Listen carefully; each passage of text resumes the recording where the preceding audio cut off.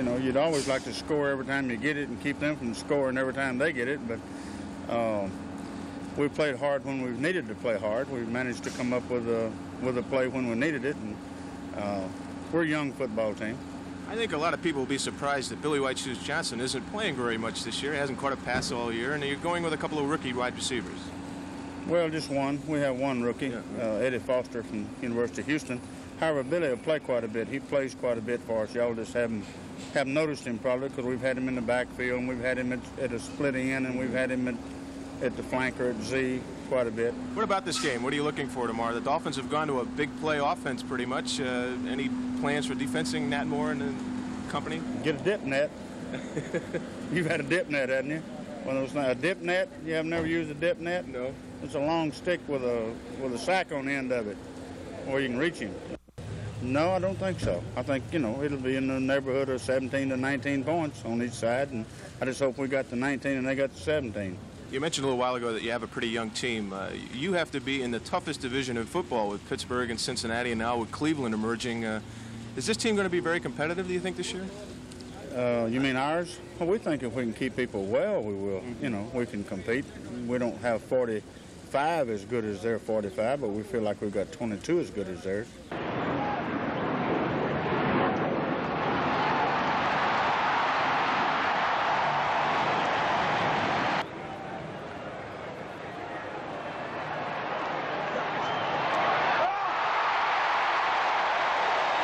Pick up the guard.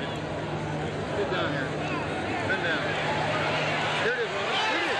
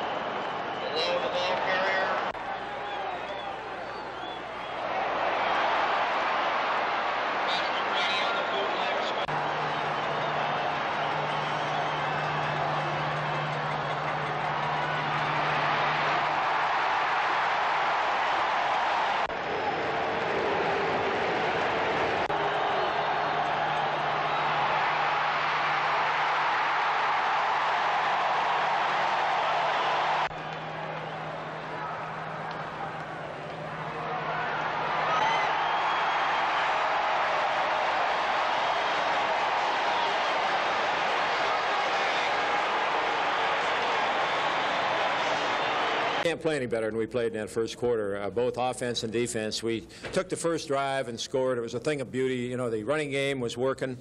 We used Nat Moore a lot as a close flanker, and he helped on the blocking down on our outside running plays, and Benny was running really tough. And then Bob was mixing in the play action, and Duriel Harris was getting open, and we kept going to him some, and it's just excellent drives. Our defense got us the football with good field position for our second touchdown, and Greasy was flawless the way that he moved. Excellent, excellent defensive effort. We just got to keep growing. It's a pretty exciting young team, and I enjoy working with them, and they're working really hard. And we got Baltimore this next week, so 3-0 goes on the line. Pick up them close to 10 yards.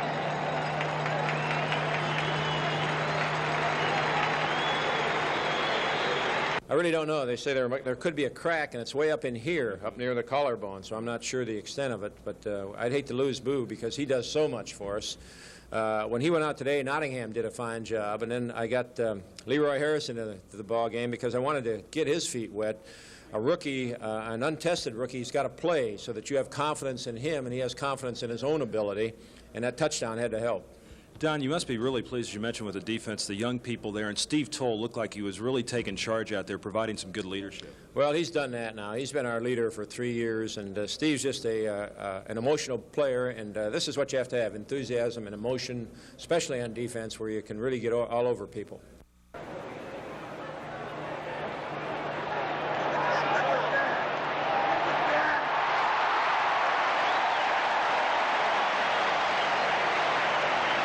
You know, Nat had a great week last week, so naturally I guess they were placing more emphasis on him. So whenever they do that, I just have to do the best I can to maybe help him out.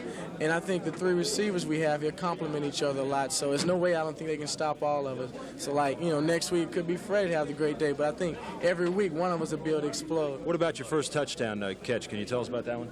Well, it was like a quick out on the goal line and had to, you know, man-for-man coverage, and the main thing was to get into the end zone and straighten the cornerback up so you have a two-way go on him. And as I come out of the break, I saw the ball was a little overthrown, so I just wanted to make the best effort I could to get to it. You seem to be able to make the difficult catches. Well, I like to. I put a lot of pressure on myself, and anytime the ball is thrown in my area, I think I should catch it. And you know, it's kind of tough to expect to catch everything, but I think even if I fall short, I'll be successful by going at it with that attitude. Yesterday's 27-7 victory over the Oilers was a sight to behold for Dolphin defensive coaches. Coach Shula's young unit held the Oilers' running game to just 68 yards in a potentially explosive passing game led by quarterback Dan Pastorini to only 137. The highlight of the day was a brilliant goal line stand early in the fourth quarter where Houston failed to get into the end zone on 5 straight tries from the 3-yard line. Leading Shula's young Lions yesterday was rookie nose guard Bob Baumauer. He had 8 unassisted tackles.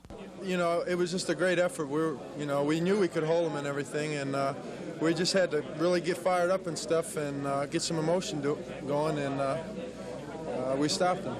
There didn't seem to be that many sacks of Pastorini, but you guys were applying a lot of pressure, making him do things that he didn't want to do. Yeah, you know, you can be doing your job on the line and not get some sacks. We got some pretty good pressure today, and it caused them to, you know, dump the ball pretty quick, and thus, you know, they didn't get a lot of yardage off of his passes. The Dolphins' young, aggressive defense will face its stiffest test Sunday when it meets the always tough Colts in Baltimore. Both are atop the AFC's Eastern Division with 3-0 records. Roger Twibell, Channel 4 Sports. When Norm Bulash went out of Sunday's game against Houston, Leroy Harris moved into the backup fullback role behind Don Nottingham. With the way Don Shula utilizes his backs, this meant Harris was to get his first chance to play in the NFL ranks, and he responded well, picking up 45 yards and 10 carries for an average of 4.5 yards per carry. He also bulled his way into the end zone for his first professional touchdown. Sure does give me a lot more confidence in myself than I can get in it. Like when I get in there with Greasy, you know, that they don't want me to play with Greasy unless they're sure that I know what I'm doing. Mm-hmm. So that gave me confidence myself. Did you realize that your impact would be that big? No, I didn't realize that because Don Shula, he was stretching all year long. He was stretching to me, you know, to be ready, you know, when one of the fullbacks go down, be ready to go. Mm-hmm. And having that boo went down, I was ready. Mm-hmm. Were you happy with the way you performed on Sunday? Oh, I was pretty much happy with it. I thought I did a pretty good job. With the uncertainty of Bulash for Sunday's game against the Colts, Harris may be more of a factor than even he realizes. Tony Segreto, Channel 4 Sports. The Browns and Steelers were expected to have a brawl in Cleveland's Municipal Stadium this afternoon, but it's unlikely either team anticipated anything quite like this. Perhaps it was just the Browns venting their frustrations as they were headed for their first defeat of the year, 28-14. Well, at any rate, Terry Bradshaw had a good day. He completed 10 of 17 passes, 3 of them for touchdowns, and he ran for another. 2 of the TDs were grabbed up by his favorite receiver, Lynn Swann. With the win, Pittsburgh is 3-0 and alone in first place in the AFC Central Division. Now, fights weren't restricted just to Cleveland this afternoon, as the Redskins and Cardinals had their moments also. But the moments that counted belonged to the Redskins as they surprised the favored Cardinals 24-14. Billy Kilmer also threw for 3 touchdowns, with the key one coming on this 53-yard hookup with John Riggins. It came in the fourth quarter and it killed a Cardinal comeback.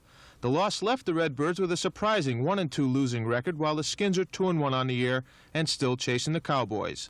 John Arminio, Channel 4 Sports. Yard line of the Kansas City Chiefs. No score. Stabler again to the air. Going the slant is the one and only Fred Bullitt. Pass rush.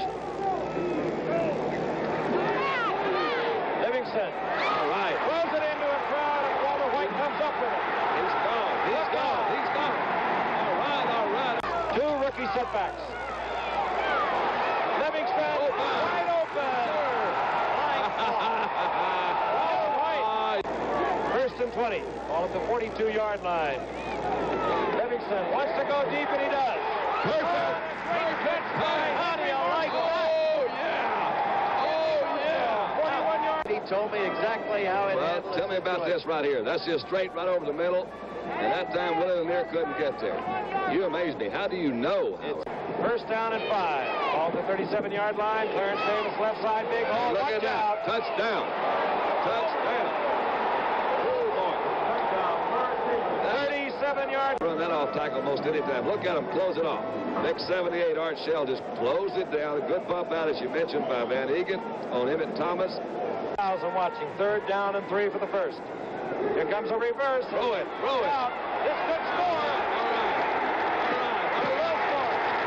Touchdown. It was Lawrence Williams on the reverse. We talked about it all night, but Paul Wigan likes to work on these plays.